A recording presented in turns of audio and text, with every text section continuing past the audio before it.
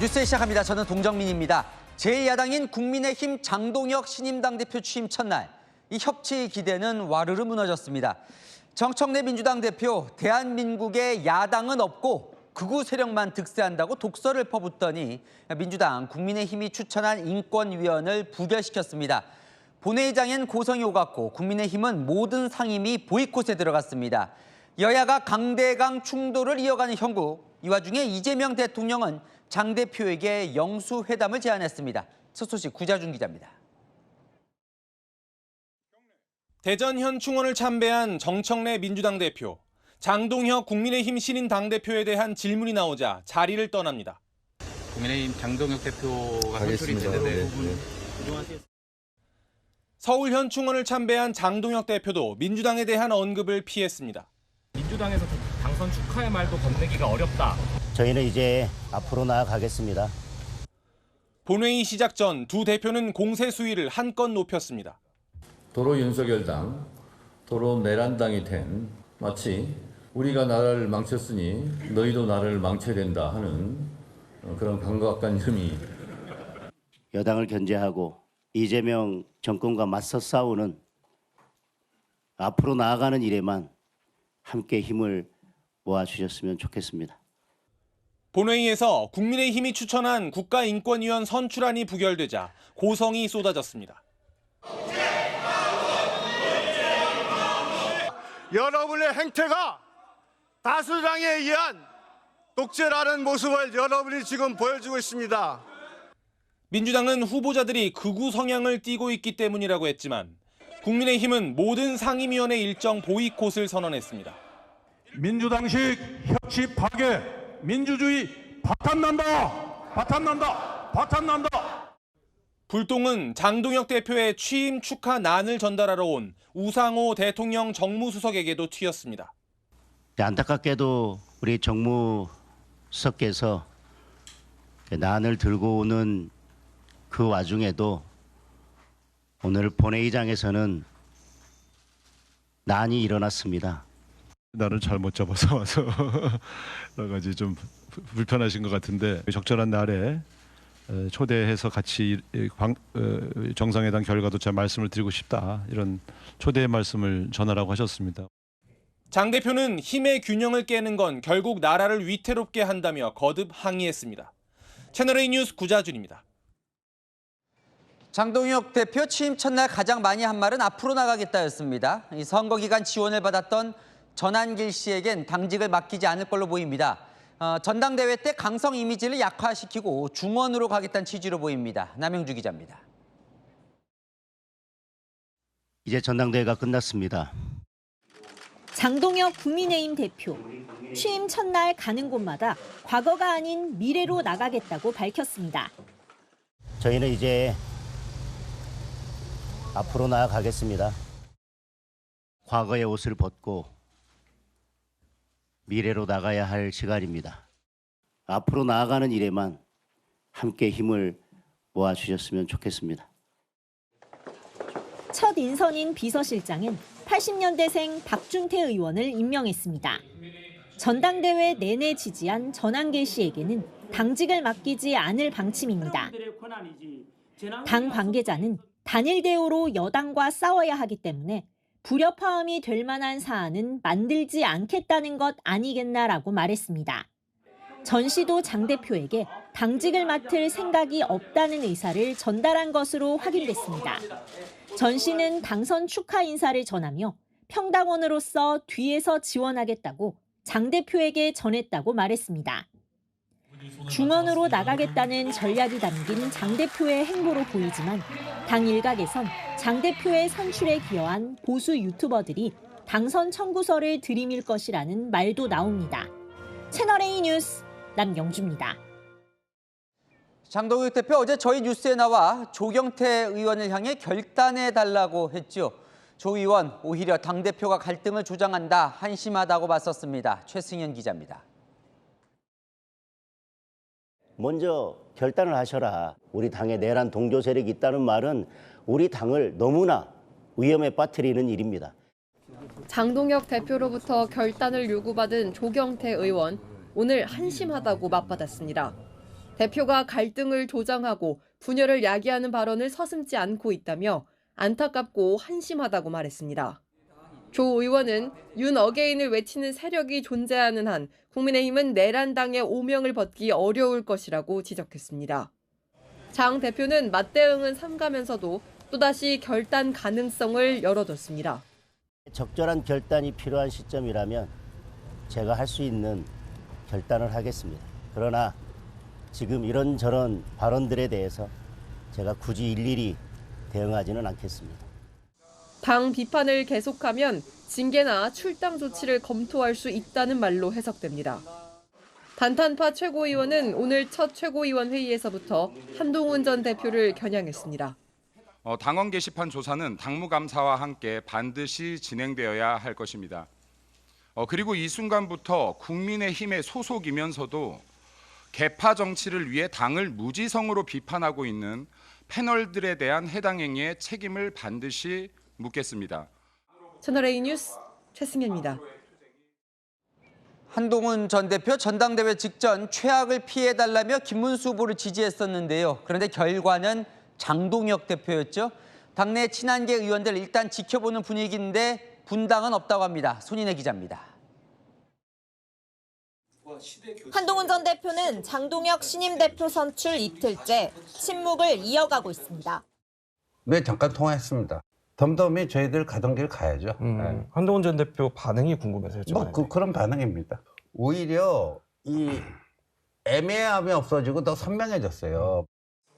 한 전 대표가 전당대회 직전 사실상 김문수 후보를 지원했지만 장 대표가 선출되면서 정치적 타격을 입었다는 분석입니다. 당 관계자는 1차 투표 때 비해 결선 때 김문수 후보의 당원 득표수가 늘어났다며 한동훈 표가 도움은 됐지만 그렇다고 뒤집을 정도는 아니었던 셈이라고 분석했습니다. 한동훈 전 대표를 공천하겠다라는 말씀을 하셨죠. 예, 그것이 심한 반발을 불러온 것이 아닌가라는 굉장히 좀 아픔이 큰 선택이었다고 생각합니다. 친한계는 당분간 관망할 방침입니다. 탈당할 가능성은 낮습니다. 한 친한계 의원은 탈당은 고려 대상이 아니라며 지금은 특별히 메시지를 낼 일이 없고 장 대표 행보를 지켜볼 것이라고 했습니다. 채널A 뉴스 손인혜입니다. 네, 정치부 이남희 선임 기자 나왔습니다. 장동혁 대표 오늘 취임 첫날인데 메시지가 선거 때와는 확 좀 달라졌어요. 그러니까요.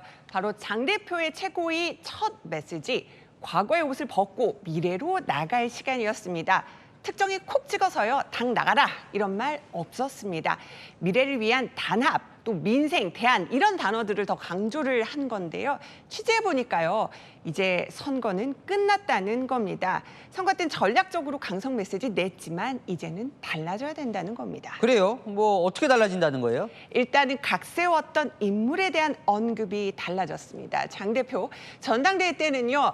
찬탄파 당대표 후보였던 조경태 의원 향해서 같이 갈 수 없다 이렇게 날 세웠었잖아요. 오늘은 일일이 대응하지 않겠다고 했습니다. 앞으로 당 내부 총질, 비판 이런 걸 계속 한다면 모르겠지만 일단 과거 공격은 묻어두고 가겠다는 겁니다. 보니까 전한길 씨 관련해서도 아까 당직을 맡지 않을 것 같다 이런 얘기도 하네요. 네, 좀 바뀌었잖아요. 장 대표 전당대회 내내 전한길 씨 같은 우파 시민 누구와도 연대하겠다 강조를 했습니다. 전한길 씨 같은 이렇게 보수 우파 유튜브에도 장 대표가 제일 먼저 출연을 했었잖아요. 하지만 지금 당직을 맡기지 않겠다는 거죠. 그러니까 전한길 씨 안고 가겠지만 당 핵심은 아니라고 거리두기를 하는 겁니다. 사실은 장 대표 되면서 뭐 분당설, 탈당설 일각에서 나왔어요. 그 핵심은 이제 한동훈 전 대표 얘기가 다 있는데 거기에 대해서는 어떤 겁니까? 일단은 장동혁 대표가 경선 때는 이렇게 얘기했잖아요. 내부 총질자는 청산한다, 정리한다 이런 키워드 앞세워서 친한계와의 갈등이 굉장히 고조됐었습니다. 하지만 당선 후에는요. 무슨 개파라고 말한 적 없다 이렇게 말을 아끼고 있습니다. 한동훈계 콕 찍어서 쫓아낼 일 없다는 겁니다.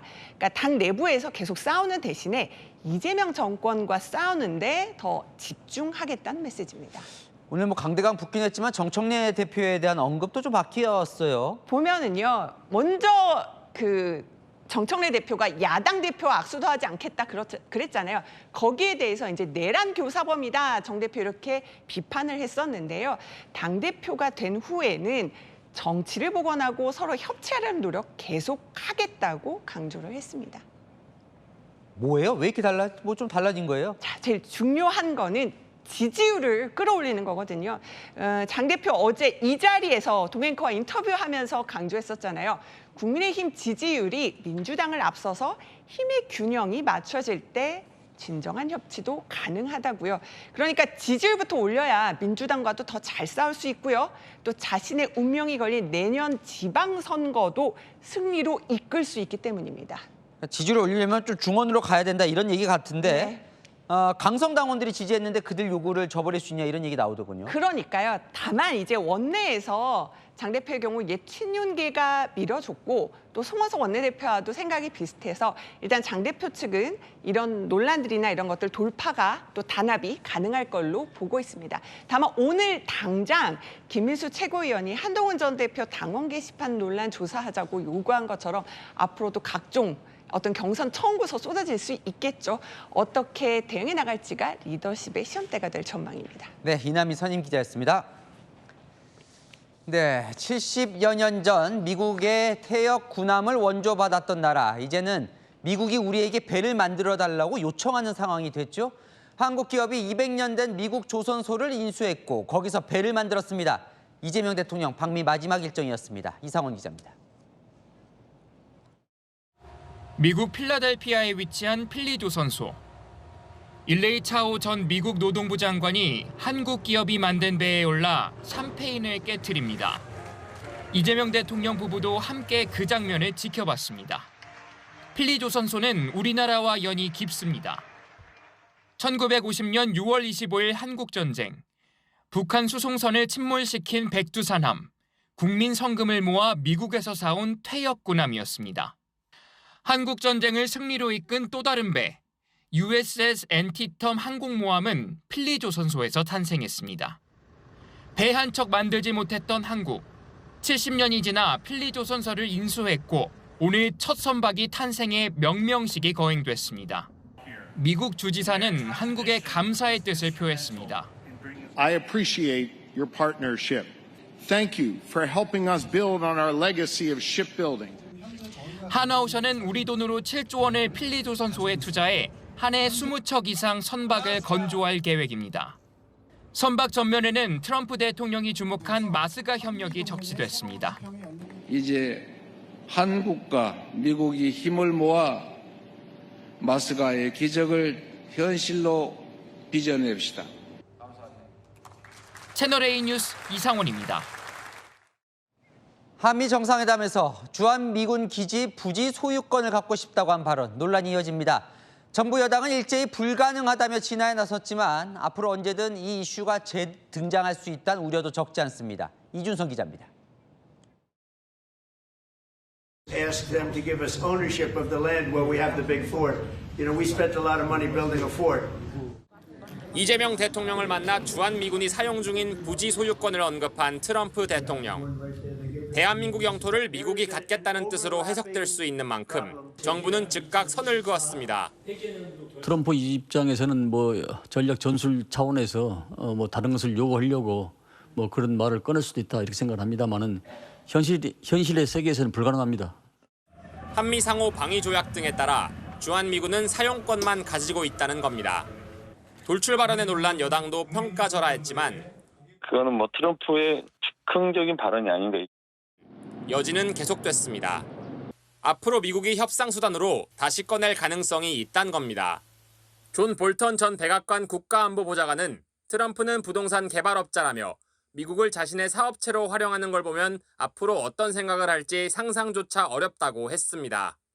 앞서 아베 신조 전 일본 총리도 트럼프 대통령이 주일 미군 부지를 미국 땅으로 인식해 자신이 정정해준 적이 있다고 회고한 바 있습니다. 실제로 트럼프 대통령은 팔레스타인 가자지구와 그린란드, 파나마 운하 등에 대한 소유나 병합을 주장했습니다. 한 여권 관계자는 우리가 나서서 사안을 키울 필요는 없다고 말했습니다. 채널A 뉴스 이준성입니다. 네, 마른 하늘의 날벼락 같은 사고였습니다. 아파트 15층에서 떨어진 유리창 틀이 지나가던 행인을 덮친 건데요. 큰 수술을 받고 반년 넘게 일도 못했는데 사고 9달이 된 지금까지도 책임을 물을 곳도 사과를 받을 곳도 없다고 합니다. 최다희 기자가 단독 취재했습니다. 늦은 밤 아파트 단지를 걷던 여성 위로 무언가가 뚝 떨어집니다. 정통으로 맞아 쓰러졌던 70대 여성이 간신히 몸을 일으키고 주민들이 다가와 유리 파편 위에 앉은 여성을 부축해 옮깁니다. 여성이 맞은 건 아파트 15층 복도에서 떨어진 유리창. 어깨뼈가 부러지고 갈비뼈에 폐가 찔린 여성은 응급수술을 받았고 전치 10주 진단을 받았습니다. 깨보니까 제 이 몸을 보니까 완전 비참하더라고요. 조금만 움직여도 죽을 것 같아요, 아파서. 조사 결과 유리창은 아파트 주민이 창문을 닫으려는 순간 떨어진 걸로 확인됐습니다. 유리창이 떨어진 15층 복도 창틀은 사고 후 9달째 이렇게 텅 비어 있습니다. 피해 여성이 지금까지 쓴 병원 치료비만 600여만 원. 아파서 지난 7개월간 운영하던 식당도 문을 닫아뒀는데 임대료만 수백만 원에 지출됐다는 주장입니다. 하지만 아파트 측 보험사가 제시한 보험금은 800만 원 수준으로 전해졌습니다. 우리 영수증만 보고 커트라인 정해서 이 정도 금액이라고 보험사 측은 보상 절차에 맞게 진행 중이라는 입장입니다. 경찰이 떨어진 창문을 닫았던 주민은 사고 책임이 없다고 불송치 결론을 내리면서 책임을 묻거나 사과를 받을 곳도 없습니다. 이 사고에 대해서 정말 유감이라고 생각한다. 그렇게만 말씀해 주셨다라면 정말 저희가 이렇게까지 마음의 상처가 남지는 않았을 거라고 생각해요. 경찰은 아파트 관리자 등을 상대로 업무상 과실치상 혐의가 있는지 수사 중입니다. 채널A 뉴스 최다희입니다. 고속도로 터널 안에서 차량 5대가 연쇄 추돌했습니다. 트럭이 싣고 가던 마늘이 쏟아졌는데 이를 피하려다 피해가 커졌습니다. 공국진 기자입니다. 터널을 지나가는 차량들. 흰색 화물차 한 대가 중심을 잃고 터널벽을 들이받고 넘어집니다. 뒤따르던 차량들이 비상등을 켜고 사고 차량을 피해갑니다. 그런데 뒤따르던 탑차가 급제동을 하는가 싶더니 균형을 잃고 휘청댑니다. 터널벽을 들이받고 겨우 균형을 잡습니다. 화물을 가득 싣고 가던 1톤 트럭이 앞에 서 있던 차량들을 들이받은 뒤 그대로 지나가자 바로 뒤 SUV 차량이 사고 차량들을 들이받고 뒤집어집니다. 대형 트레일러도 미끄러지다 터널벽을 들이받고서야 겨우 멈춥니다. 일대는 아수라장이 됐고 운전자들이 나와 뒷차들을 향해 다급히 손을 흔듭니다. 이 터널에서 차량 5대가 연이어 부딪히는 사고가 난 건 어제 오후 12시쯤 6명이 다쳐 병원에 옮겨졌습니다. 당시 터널 밖엔 비가 내려 도로가 미끄러운 상황이었습니다. 여기에 1톤 트럭이 싣고 가던 마늘이 도로에 대거 쏟아지면서 뒷차들이 이를 피하려다 사고가 더 커졌습니다. 마늘도 도로 그냥 다 떨어져서 그래서 마늘님들이 진동을 할 정도로 이게 마늘 밟으면 좀 미끄럽잖아요. 그런 것도 있죠. 경찰은 자세한 경위를 조사 중입니다. 채널A 뉴스 공진입니다. 네, 어젯밤 40대 엄마와 10대 두 딸이 오피스텔 옥상에서 추락해 숨졌습니다. 타살 혐의점은 발견되지 않았는데요. 경찰은 이들의 죽음이 경제 상황과 관련이 있는지 조사하고 있습니다. 홍지혜 기자입니다. 오피스텔 지상주차장에 경찰 수사대원들이 출동했습니다. 어젯밤 9시 반쯤 서울 강서구 오피스텔에서 사람이 떨어졌다는 신고가 들어와 출동한 겁니다.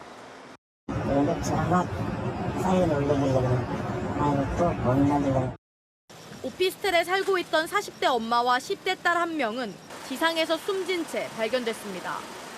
또 다른 10대 딸은 병원으로 옮겨졌지만 숨을 거뒀습니다. 경찰은 조사 결과 범죄 혐의점은 발견되지 않았다고 밝혔습니다. 경찰은 가족의 사업 실패로 경제 상황이 악화된 것이 모녀의 죽음과 연관이 있는지 살펴보고 있습니다. 숨진 모녀가 살던 집에서는 채무 관련 내용으로 보이는 메모가 발견된 걸로 전해졌습니다. 숨진 10대 딸 2명은 학교에도 다니지 않았던 것으로 알려졌습니다. 오늘 경찰은 유족을 불러 조사를 벌였고 정확한 사망 경위 파악을 위해 사망자들의 휴대전화를 감식하는 방안을 검토 중입니다. 채널A 뉴스 홍지혜입니다. 같은 강원도 안에서도 태백산맥을 기준으로 동쪽과 서쪽 날씨가 극명하게 갈리고 있습니다. 강릉은 극심한 가뭄에 신음하는 반면 영서 지역은 연이은 폭우로 큰 피해를 입었는데요. 왜 이런 현상이 나타나는지 강경모 기자가 취재했습니다. 강릉의 한 정수장. 소방차들이 모여든 가운데 급수 호수에 물줄기가 뿜어져 나옵니다. 생활용수가 부족한 강릉 시내 정수지로 물을 운반해 온 겁니다. 비교적 가뭄이 덜한 다른 정수지에서 물을 퍼나르는 건데 영동 지역 소방차 22대가 동원됐습니다. 가뭄으로 인해서 지금 엄청나게 고통받고 있는 강릉 시민들에게 조금이라도 힘이 됐으면 하는 바람이고요. 주 상수원인 오봉저수지 저수율은 16.4%. 시간이 갈수록 낮아지고 있습니다. 최악의 경우를 대비해 생수 비축도 속도를 내고 있습니다. 전국에서 기증받은 생수병 120만 개입니다. 경기장 인도는 물론 주차장 일부까지 쌓여 있는데요. 지금도 각 지자체나 기관의 후원이 이어지고 있습니다. 삼척에선 산불이 발생해 30시간 만에 꺼졌습니다. 습도가 높은 여름철에 대형 산불이 나는 건 이례적인데 한동안 비가 내리지 않은 날씨가 영향을 미쳤습니다. 반면 태백산맥 너머 영서 지역에선 극한호우가 반복되고 있습니다. 한때 시간당 74mm 폭우가 쏟아진 화천에선 화장실 구조물이 떨어지고 전신주가 쓰러지는 피해가 났습니다. 서쪽에서 넘어온 비구름대가 태백산맥에 부딪혀 약화되면서 영서 지역엔 호우가, 반대로 영동엔 메마른 날씨가 이어지는 겁니다. 비구름대가 동쪽으로 이동하는 과정에서 태백산맥이라는 지형에 부딪혀 비구름대가 다소 약화, 와해되는 현상이 있었기 때문에 뚜렷한 비 소식이 없는 만큼 강릉 지역 가뭄은 당분간 이어질 전망입니다. 채널A 뉴스 강경모입니다. 5개 입구에서 차량이 쉴 새 없이 드나드는 회전교차로 보기만 해도 아찔하죠. 보험 사기단은 바로 이 점을 노렸습니다. 전국에서 차량 보험 사기가 가장 많이 발생하는 곳이라는데 허준원 기자가 직접 현장을 둘러봤습니다. 로터리를 따라 이동하는 차량. 차선을 변경하는 앞선 차량을 그대로 들이받습니다. 보험 사기 일당이 고의로 사고를 내는 모습입니다. 주범인 20대 A씨는 친구와 지인, 동네 선후배 등을 끌어모아 렌터카 등을 이용해 사고를 냈습니다. 법규 위반 차량에 사고를 낸 뒤 보험금을 챙기기도 했습니다. 29차례 사고를 내 받아낸 돈은 2억 원이 넘습니다.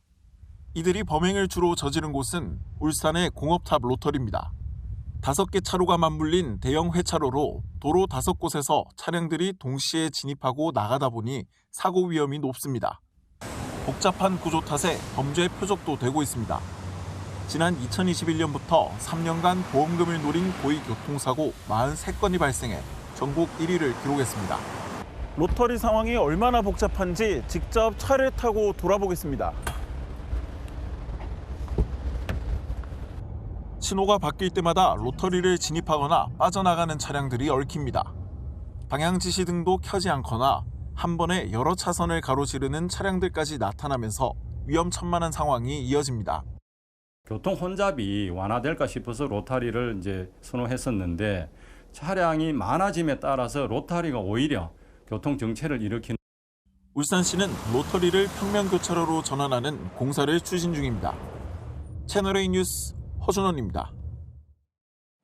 도끼로 차량 앞유리를 부수고 운전자를 폭행한 40대 남성이 경찰에 붙잡혔습니다. 자신에게 경적을 울렸다고 이런 일을 벌였다고 합니다. 배유미 기자입니다. 교차로를 지나 택시와 승용차가 차례로 멈춰섭니다. 차에서 내린 운전자들이 밀치며 실랑이를 벌이는가 싶더니 급기야 주먹이 오갑니다. 잠시 후 뒷차 운전자가 뒷자리에서 무언가를 꺼내옵니다. 길이 30cm 남짓한 손도끼입니다. 남성이 도끼를 들고 달려들자 택시 운전자는 황급히 달아납니다. 되돌아온 남성은 분풀이하듯 도끼로 택시 창문과 보닛을 내리칩니다. 그러고도 분이 풀리지 않는 듯 앞유리를 내리치더니 차를 몰고 자리를 뜹니다. 어제 오후 3시쯤 대구 한 초등학교 앞에서 벌어진 일입니다. 현장을 떠난 40대 운전자는 경찰이 추적한 끝에 긴급 체포됐습니다. 주행하던 도중 사소한 시비가 화근이 됐습니다. 클락션 울린다고 그렇게 얘기했거든요. 경찰은 사건 경위를 조사한 뒤 구속 여부를 결정할 방침입니다. 채널A 뉴스 배유미입니다. 최근 부산에서 시내버스가 급발진한 걸로 추정되는 사고가 잇따랐는데요. 사고 원인을 밝히기 위해 버스 페달에 블랙박스를 달기 시작했습니다. 버스 기사가 가속 페달과 브레이크를 제대로 밟았는지 확인할 수 있게 됩니다. 배영진 기자입니다. 신호등이 파란불로 바뀌자 시민들이 건널목을 건넙니다. 그런데 시내버스 한 대가 횡단보도를 덮친 뒤 앞에 있던 오토바이도 들이받습니다. 보행자 2명이 숨지고 오토바이 타고 있던 2명이 다쳤습니다. 엄청 큰 소리가 났어요. 매장에서 놀래가지고 밖에 나가서 봤는데 사고가 좀 나더라고요. 앞서 지난해 3월에도 버스가 교차로를 덮쳐 10명이 다쳤습니다. 사고를 낸 버스 기사들은 모두 제동장치가 작동하지 않았다고 주장했습니다. 버스 내부에 블랙박스 설치 작업이 한창입니다. 급발진 주장 사고가 잇따르자 가속과 제동 페달을 제대로 밟는지 실시간으로 확인하는 페달 블랙박스를 다는 겁니다. 돌발 상황을 기록 분석하고 위험 상황에서 가속 페달을 밟으면 경보음이 울리는 안전운전 보조 장치도 함께 설치됐습니다. 버스 운행 도중 차선을 넘어가자 곧바로 경보가 나옵니다. 차선 이탈에 주의하세요. 기사들은 사고 발생 시 책임 규명을 확실히 할 수 있다며 환영하고 있습니다. 블랙박스를 설치함으로 인해 가지고 자기가 가시를 갖다가 업닥하는 걸 증명해 주기 위해서라도 버스 승무원들이 불의의 피해를 입지 않도록 이렇게 해주셨으면 고맙겠습니다. 버스 5대가 우선 설치됐는데 부산시는 효과가 확인되면 2,500여 대 시내버스 전체에 도입할 방침입니다. 채널A 뉴스 배영진입니다. 좁은 골목을 누비며 서민의 발이 돼주는 마을버스. 현재 요금은 1,200원인데요. 문제는 마을버스 회사들의 적자가 심각하다는 점입니다. 요금 인상과 재정 지원을 요구했는데 만약 요구대로 되지 않는다면 당장 버스 환승 체계에서 탈퇴하겠다고 압박하고 있습니다. 이다혜 기자가 취재했습니다.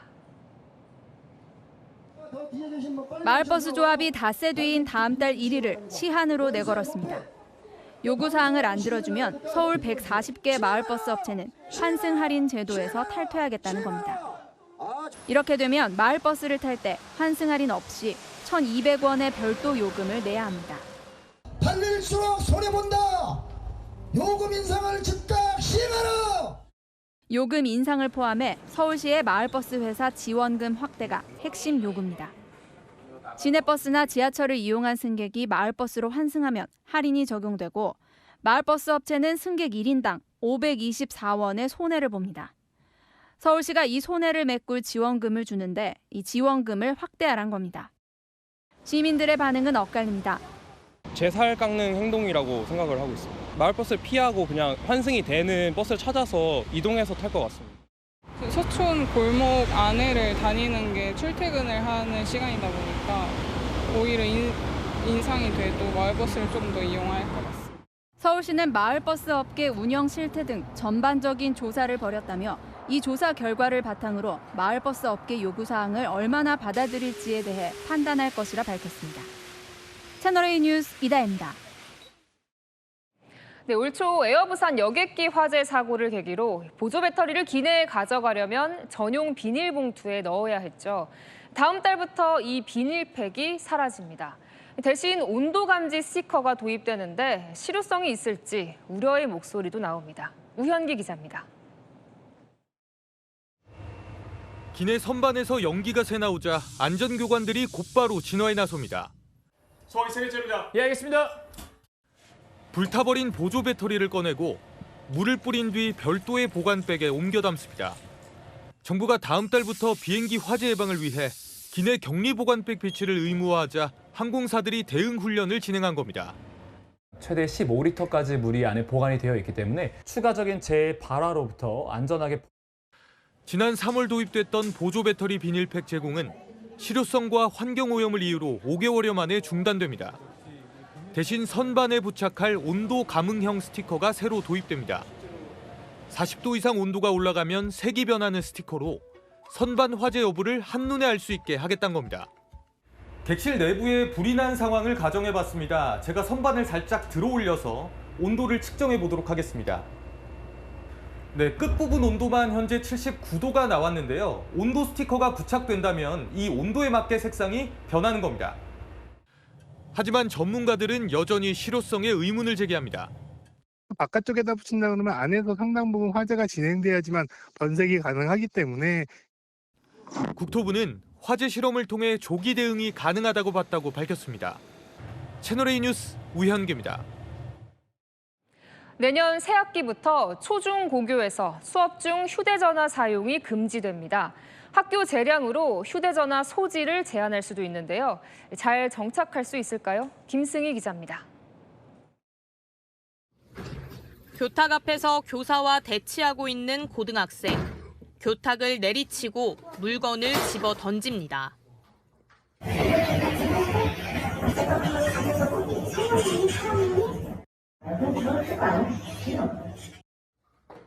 휴대전화를 수거해 놓은 바구니를 쏟더니 교사의 얼굴까지 가격합니다. 지난 4월 서울에 있는 학교에서 벌어진 일인데 휴대전화 사용을 교사가 막은 게 폭행 이유였습니다. 내년부터는 수업 중 휴대전화 등 학생의 스마트 기기 사용이 법으로 금지됩니다. 장애 학생 수업용 등 일부 예외 사항을 제외하고 아예 금지한다는 법이 오늘 국회를 통과했습니다.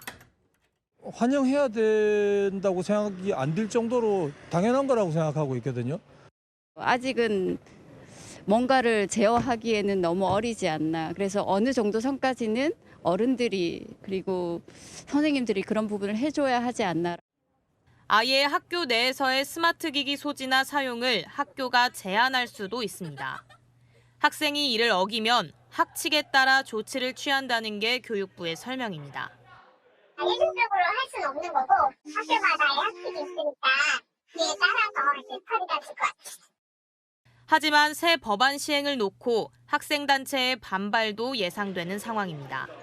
채널A 뉴스 김승희입니다. K-팝 데몬 헌터스, 전 세계 캐대언 열풍이 외국인들의 한국 관광 루트도 바꾸고 있습니다. 한의원, 찜질방 같은 이 캐대언이 스치듯 등장한 곳까지 외국인들이 몰리고 있습니다. 경제카메라 김설혜 기자입니다.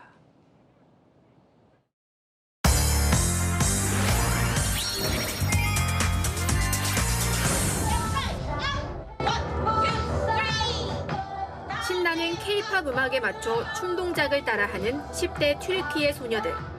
전 세계를 강타한 애니메이션 K-팝 데몬 헌터스를 보고 K-팝 댄스를 배우고자 직접 한국을 찾았습니다.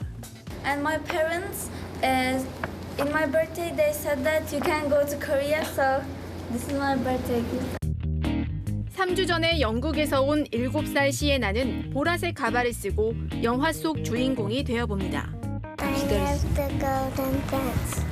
영화를 본 외국인 팬들의 문의가 늘자 댄스 학원들도 발빠르게 대응하고 있습니다.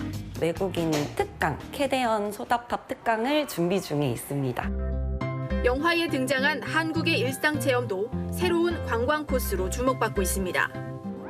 제업 화면 속 모습은 영화 속 주인공들이 찾은 한국의 한 한의원입니다. 이 장소와 비슷하다고 해서 최근 외국인 관광객들이 몰리고 있는 한방문화 체험장인데요. 캐대언 방영 이후 한 달 만에 월 방문객이 1,800명으로 3배 넘게 증가했습니다. 한약으로 목소리를 치료한 주인공처럼 한의원에서 침을 맞고 한약도 마셔봅니다. 아파요? 찜질방도 외국인들에게 인기입니다. 주인공들처럼 양머리를 한 채 불가마에 들어가 명상을 한 뒤 컵라면을 먹습니다. When I saw it in the scene, I was quite surprised, but I love going to Jinjibang just because it's very relaxing and I can de-stress. 한국을 찾은 K-팝 팬들의 소비와 활동이 경제적 가치로 연결돼 팬코노미 효과를 만들어내고 있다는 분석입니다. 연단위 100만 명에 한 20만 원 정도를 쓴다고 보면은 이번에 이 캐대언을 통해서 못해도 한 2천에서 4천억 정도 되지 않을까. K 콘텐츠를 향한 팬들의 열정이 또 하나의 한류를 만들어내고 있습니다. 경제카메라 김설입니다. 자, 지금은 이렇게 한국 문화가 전 세계를 주름잡지만 80년 전 우리의 대표 수출품은 돼지털이었습니다. 5만 3천 배 성장한 지난 80여 년의 과정을 여인선 기자가 정리했습니다. 해외 수출을 목표로 각종 돼지를 대량으로 사육하고 있습니다. 1960년대 우리의 수출 10대 품목 안에는 돼지털이 있었습니다. 철광석이나 오징어, 곡물 등이 기술이 없던 시절 우리의 주요 수출 품목이었습니다. 정부 주도 경제개발 계획이 본격화되면서 섬유와 가발 등 경공업이 한국 수출을 이끌었습니다. 산업 체질을 바꾸기 위해 추진한 중화 공업화 정책은 성장의 새 모멘텀이 됐습니다. 1987년 민주화 이후 정치가 안정되고 시장 경제가 확립되면서 한국은 고속 성장을 이어갔습니다. 2025년 현재 대한민국의 주요 수출 품목은 반도체와 자동차 등 첨단 산업입니다.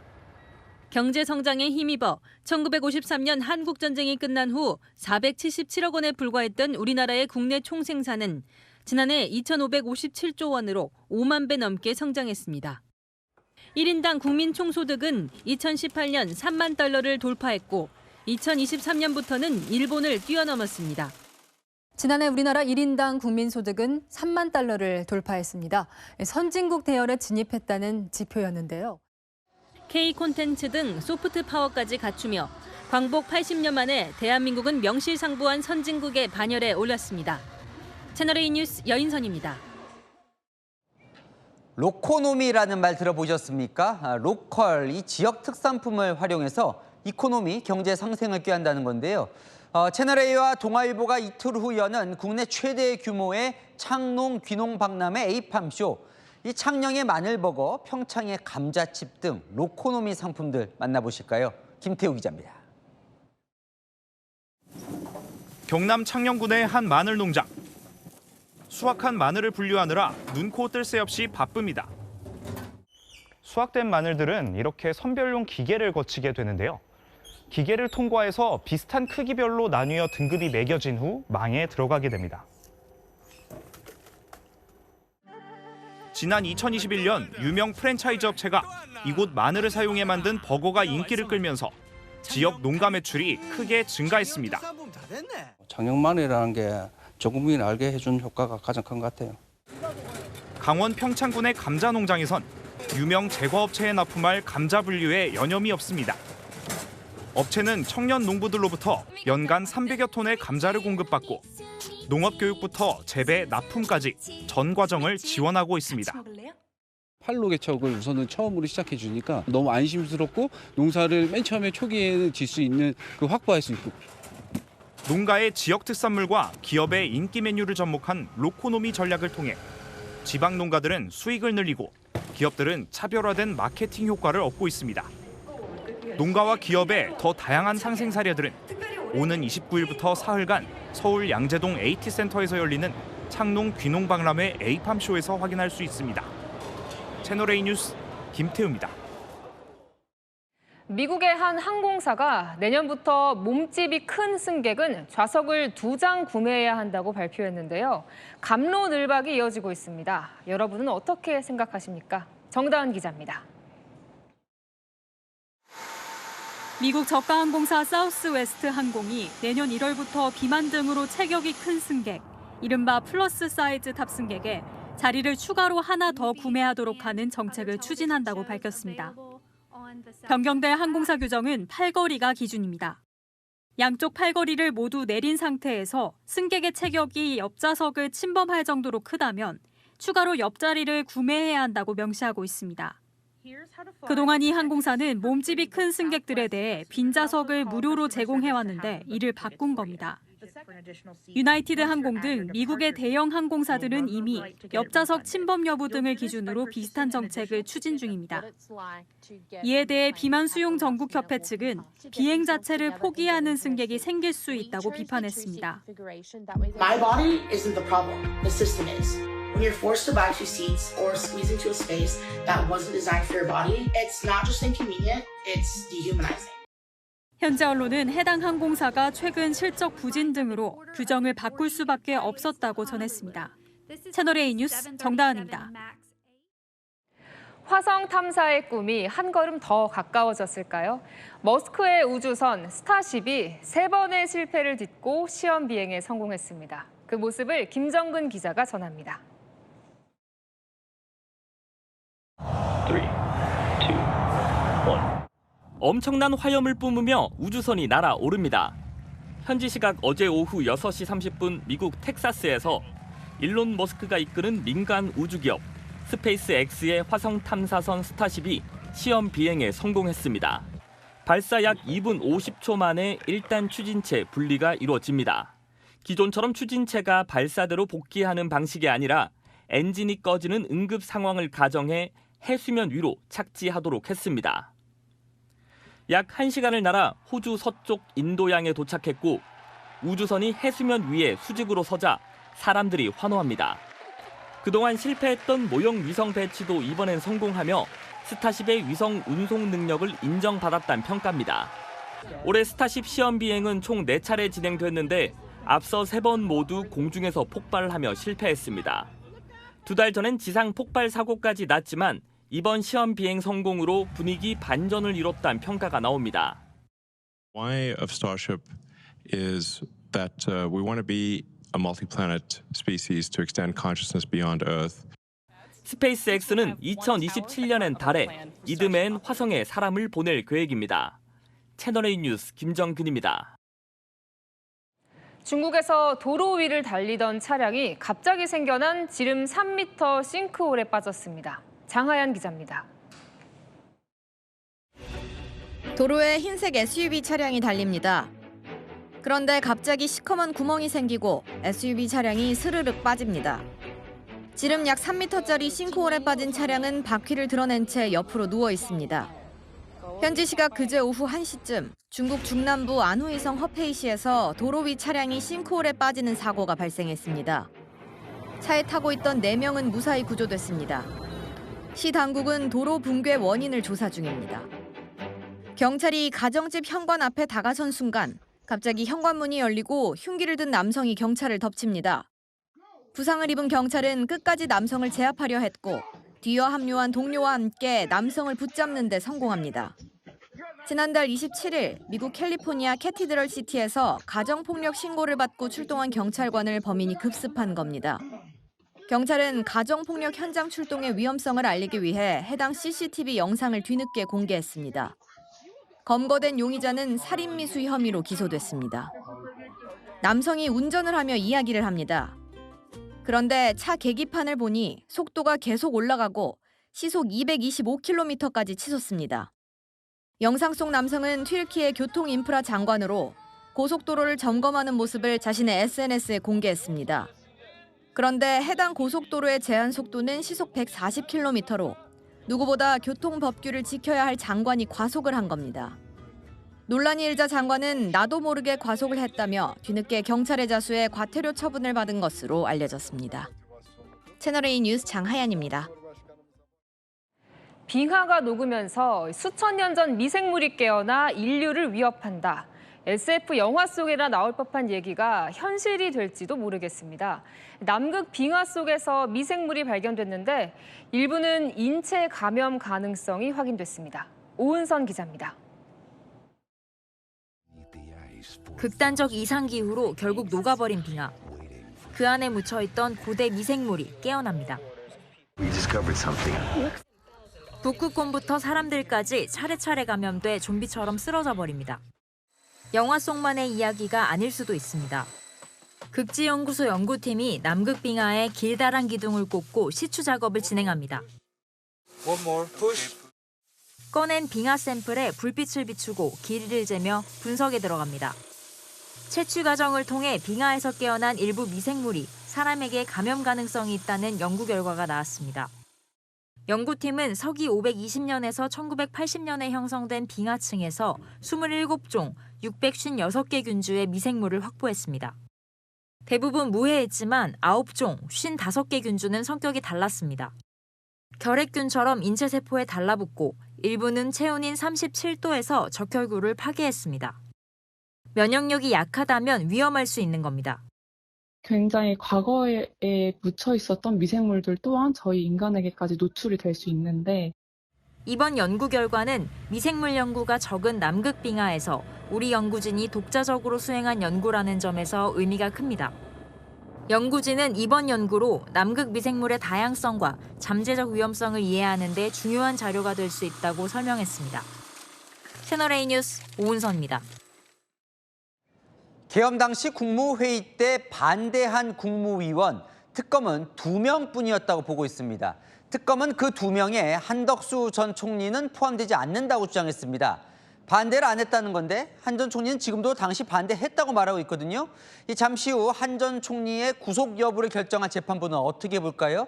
취재기자 연결해 보겠습니다. 자, 송정현 기자, 구속 갈림길에선 한 전 총리는 지금 어디에 있습니까? 네, 한덕수 전 총리는 오후 5시쯤 구속영장 심사를 마치고 서울구치소에서 대기하고 있습니다. 영장 심사 결과는 이르면 오늘 밤 나올 전망입니다. 계엄 정당화하기 위해서 국무위원들 부르신 겁니까? 선포문을 왜 안 받았다고 하신 건가요?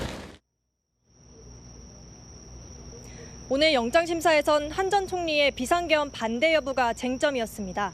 오늘 특검팀은 지난해 12월 3일 비상계엄 국무회의에서 한 전 총리가 계엄에 반대하지 않았다고 강조했습니다. 회의 참석자 11명 중 국무위원 2명만 반대했고 한 전 총리는 여기에 포함되지 않는다고 주장한 건데요.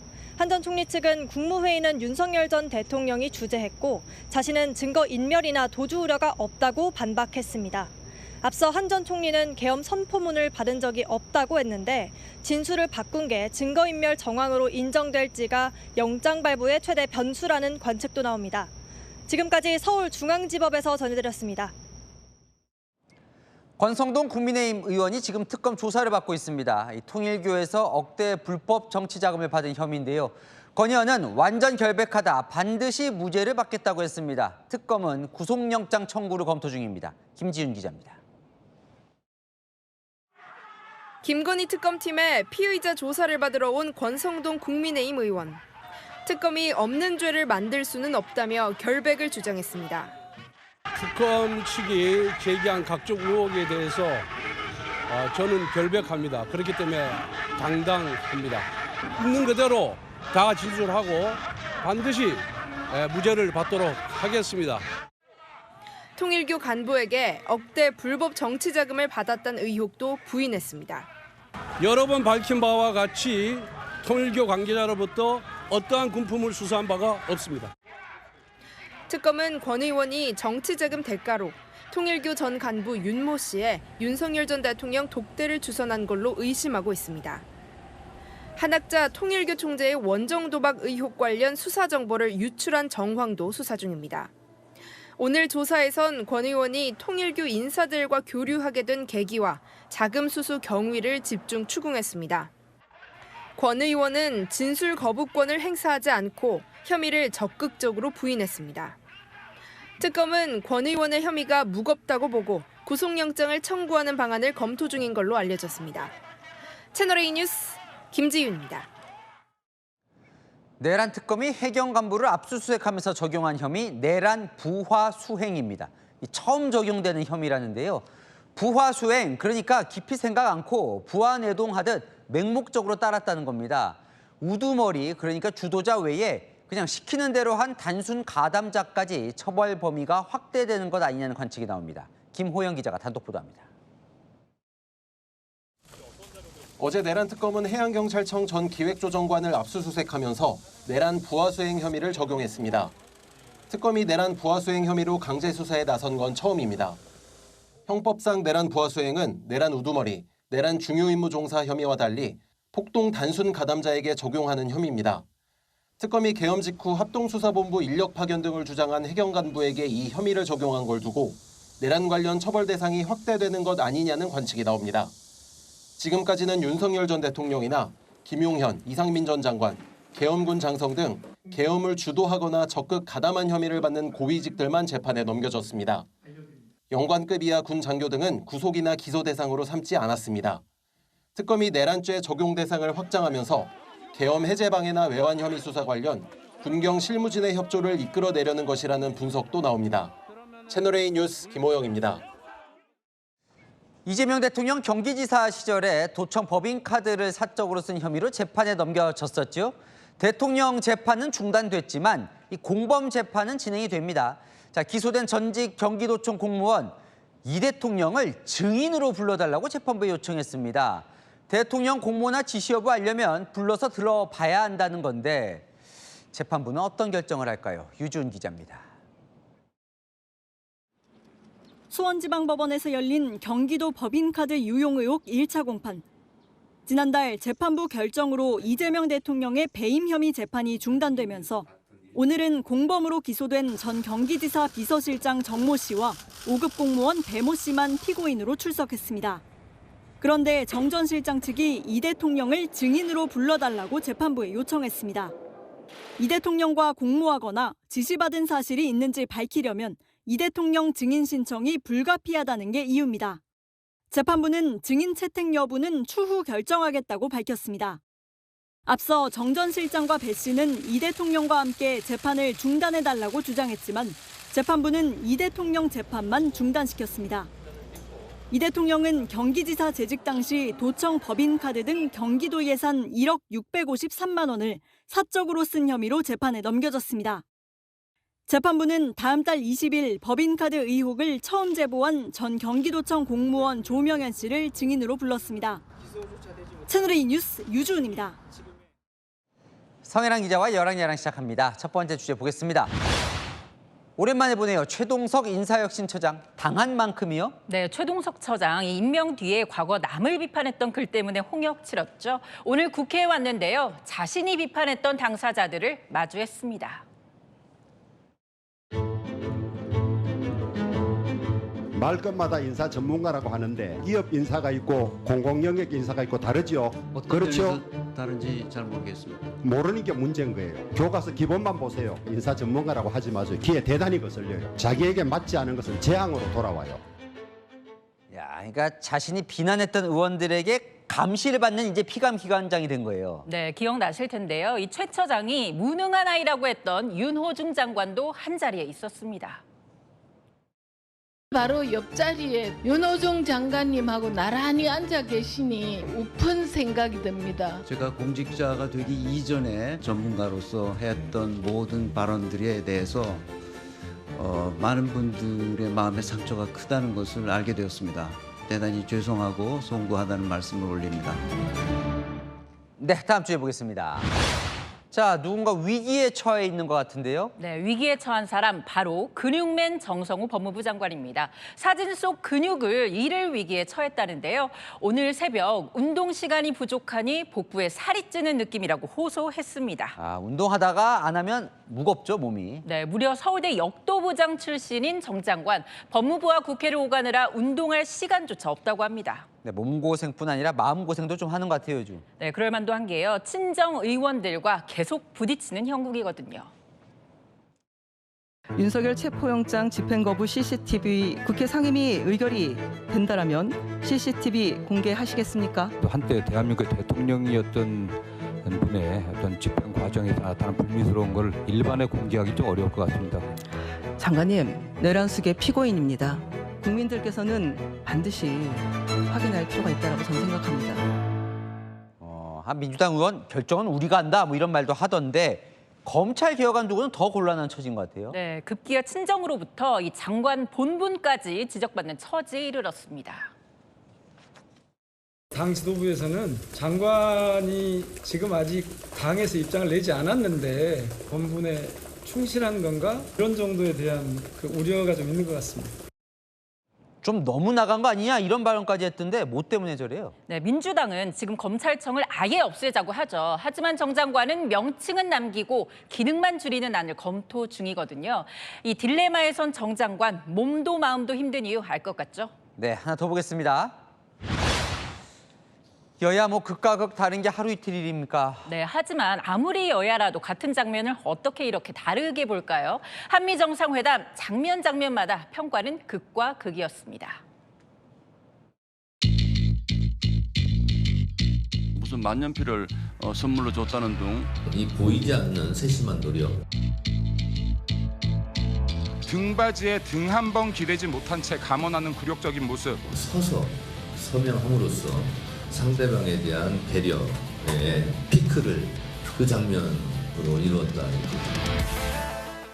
그러니까 보고 싶은 대로 서로 보는 거죠. 맞습니다. 이재명 대통령의 같은 발언도 해석은 이렇게 서로 달랐습니다.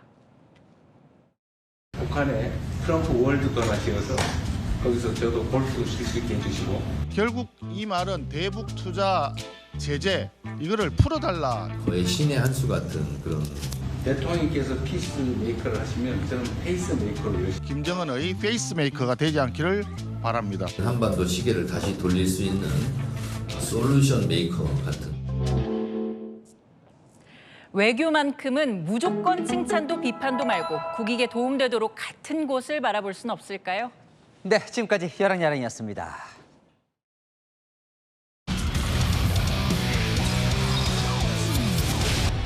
한화 노시환이 친 공이 높이 뜹니다.